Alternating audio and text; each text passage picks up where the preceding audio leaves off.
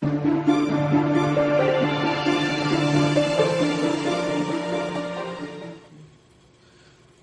hey guys, Hardcore Kid here. I'm reporting live from my very first MagFest here in Washington, D.C. I've been having a lot of fun here. I've met a lot of my fellow reviewers, I got a lot of autographs, played a lot of games, had all kinds of fun. Unfortunately now, I have to get back to working on my schoolwork since I have another college semester coming up. So yeah, I've been doing a report on different landmarks in different cities all around America. I've looked up Miami, Dallas, New Orleans, Los Angeles, even bits and pieces of Canada, and I still need to look up information on Niagara Falls, but my stupid piece of crap Kindle died on me. Some help you were! I wonder if anybody else knows anything about Niagara Falls. There certainly are a lot of reviewers in this place. I'm sure one of them's got to be a geography expert. I wonder if Dickman knows. Well, this is his room. Hey, Dickman, how you doing, man? You having a good time? Yeah.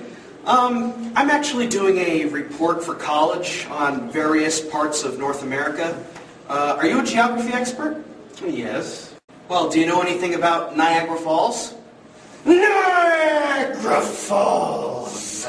Slowly I turned, step by step, and I saw him, and I...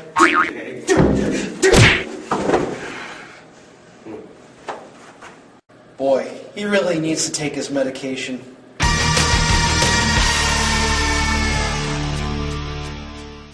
Back in my review of Fred 3, I mentioned that Lucas Cruikshank's Fred the Show was put on hiatus after its first season run on Nickelodeon. Well, it turns out I was wrong, since Fred the Show was in fact cancelled just last August, and it wasn't the only one. Since Nickelodeon had lost a whopping 30% of its viewers in the past year, it caused a huge buttload of show cancellations, such as Bucket and Skinner, How to Rock, and of course, Fred the Show. And considering how bad those shows were, nothing of value was really lost. According to Lucas Cruikshank in a Variety interview, he said that the reason he stopped making Fred was because he was getting sick of his character. No! Really?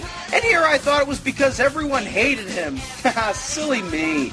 But wait! Don't celebrate just yet, because after Fred's cancellation, Lucas would then become the star of Nickelodeon's Marvin, a sitcom revolving around an alien disguised as a teenager who lives with a human family on Earth. Yeah, that totally doesn't sound like a ripoff of Mork and Mindy, right? Hell, that last article I read actually called the show a Mork and Mindy-like series. Like they really knew this thing was going to be a complete hack job. According to Lucas, he had very little to do with the show's production, and casting him as the main star just seemed like a way to add in celebrity crap, even though by this point, nobody gave a solitary shit about him anymore. But how does Marvin hold up? Well, we might as well take a look at the pilot episode and see. We begin with the Foreman family, Terry and Henry, their parents Bob and Liz, and their grandfather George. No, it's not that George Foreman. Then we see Marvin. Guys! Gee, way to spoil the surprise early. Look at this thing. Food Fight had better CGI than this. So Lucas Cruikshank plays the role of Marvin. And for those of you who have never heard Lucas's real voice before... Whatever, keep it on the DL, my brother from another mother. Peace. It's nothing special. So, what are we doing? Oh, we're playing a board game. How about you spin first? Okay. Marvin, by spin, we meant spin the dial. Ugh, so we're not even past the opening, and the show is already agonizing. This is going to be an extremely long 30 minutes. So next we get the animated title sequence, which explains Marvin's backstory. This is my home planet, Cluton. These are the Clerk. They hate Cluton. To protect me, my parents sent me away while they stayed to fight the Clerk. Eat it, Clerk! I landed on Earth and took the form of a human. At first, I was scared. Fortunately, I met a very nice family. Hello, I'm Marvin! Unfortunately, these animated bits are the best part of the whole show, even though Marvin's alien form looks absolutely nothing like it does in the live-action scene. Sadly, the opening ends, and it's right back to the annoying live-action bits. Marvin, you've already eaten 6 boxes. How can you still be hungry? I have 5 stomachs, but one of them is only used for mating calls. Oh, I bet that drives those alien girls wild, huh? Not really. Gee, it's not like the aliens that can make fucking hovercraft spaceships from the Jetsons could actually study human stupidity. Oh, and there's also this running gag where whenever Marvin hears music, he automatically has to dance. Why? Did the aliens have some kind of hereditary impulse that makes them dance like a buffoon? Gangnam Style. Gangnam Style. Everybody in this building is crazy. So now that we've learned all that we wanted to know about Marvin, let's talk about the other characters. The actors are all a bunch of nobodies portraying an uninspiring family of misfits. They all just look so uncomfortable alongside Marvin, who's constantly overshadowing them with his incredible acting skills. Shut up! Shut up! Okay, seriously, dude, shut up. You read my mind, kid. For good luck, I have made you breakfast like we do on my home planet. Oh, thanks. But I thought you ate all the cereal. Exactly.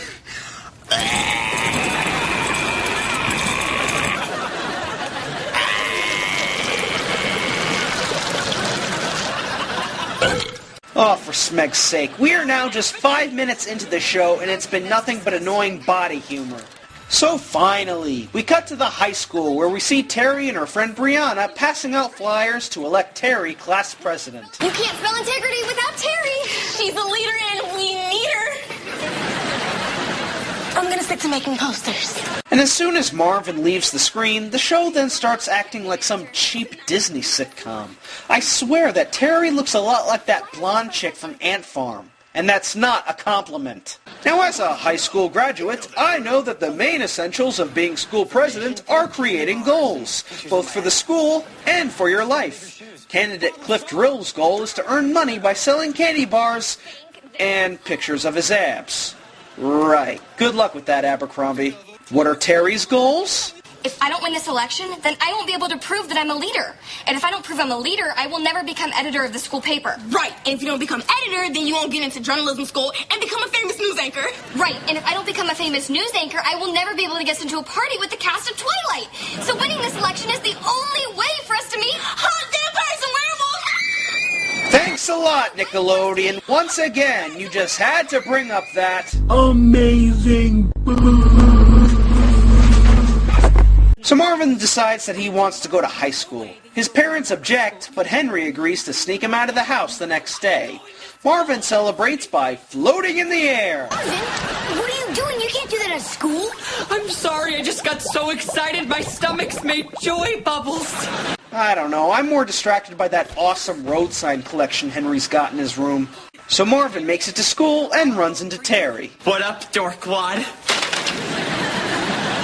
What are you doing here? And don't call me Dorkwad. But that's what everyone's been calling me. Don't you just love school? Okay, Marvin, you need to go home right now. I can't leave. I love it here. I had gym last period, and we all put on shorts, and then everyone threw basketballs at me while the teacher filmed it on his cell phone. And now I'm the star of an internet video.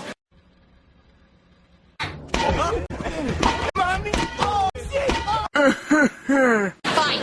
Here's how today goes. Don't talk to me, don't stand near me, don't even look at me. Is that what you wish? Yes. Don't talk to me, girl who I've never met! I do not know you! Stranger danger! Well, it's official. Marvin is now Fred 2.0. So Chris, you're telling me you actually had your honeymoon at Niagara Falls? Niagara Falls. Slowly I turn, step by step, inch by inch.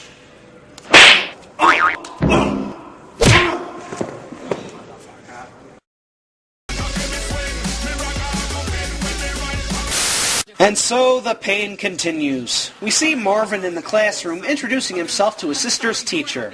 Hello, I'm Marvin, the human boy. Oh, so you're some kind of class clown, Marvin. Is that it? Me? No, I'm not a clown. I'm... Whose phone is that? Oh, music, why won't you leave me alone? Oh, somebody, please, stop the stupid. Just give me your last name for my attendance sheet. My last name is full.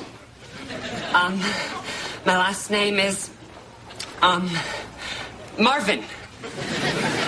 Marvin. Hooray! We have a title for our show! Now let's throw in a bunch of jokes we stole from other shows and add a bunch of gross-out humor. The kids will love it!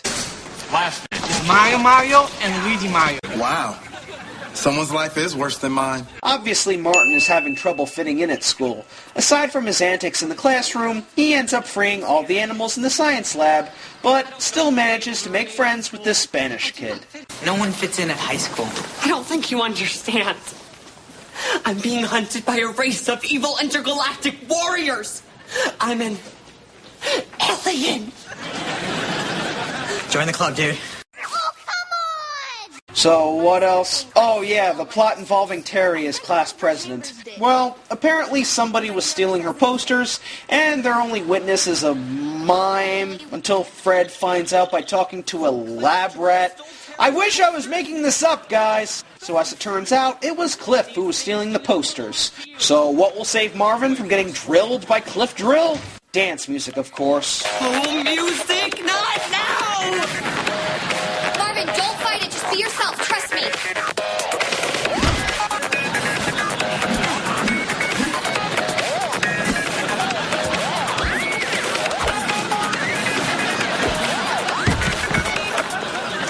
So, after that unbelievably pathetic final fight, Marvin comes out victorious, and so the episode ends with Marvin being confronted by Bob and Liz at home. No way that you are going back to school. I mean, your parents asked us to protect you. You can't protect me by keeping me locked up in the house.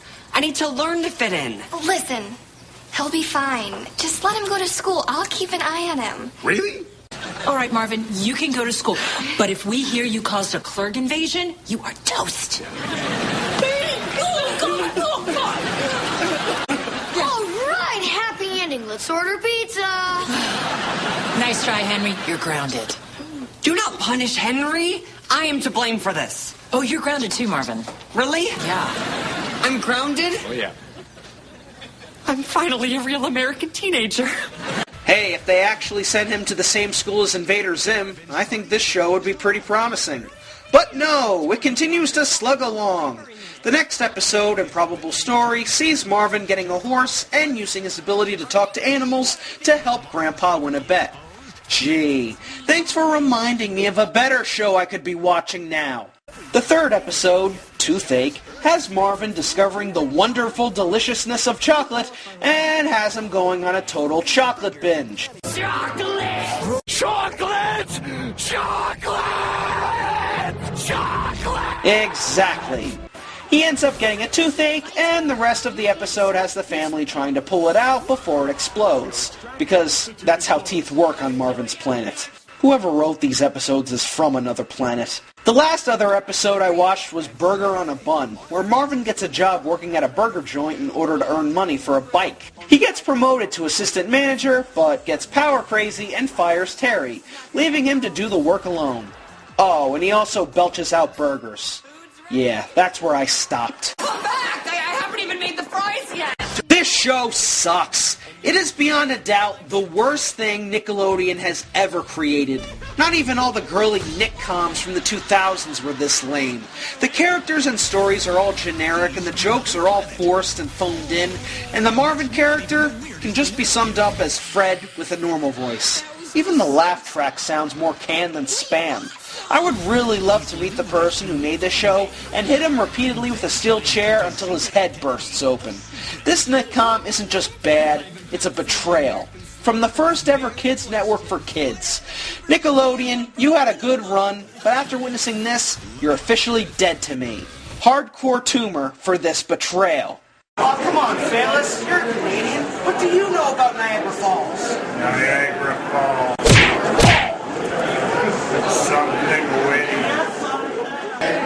We found this boy singing, my, this here later, someday later, now he's just a small fry. He left his home and kissed his mommy goodbye, saying this will be a Jedi. Soon I'm gonna be a Jedi.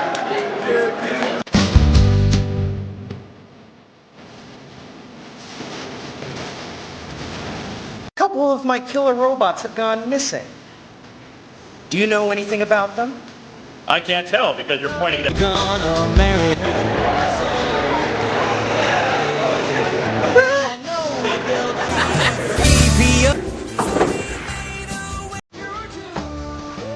You walk out now. Oh, no.